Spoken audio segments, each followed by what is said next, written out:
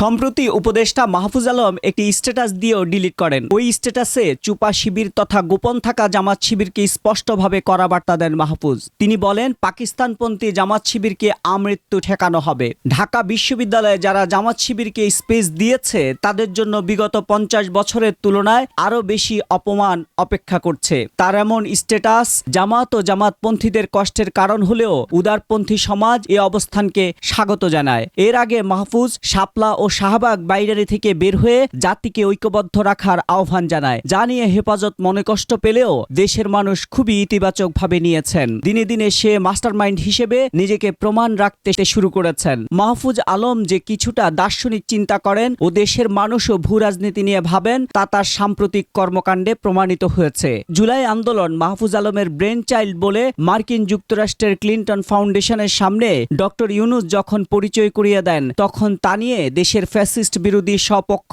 আপত্তি তোলেন ও ইউনূসকে সমালোচনার বাণে জর্জরিত করেন।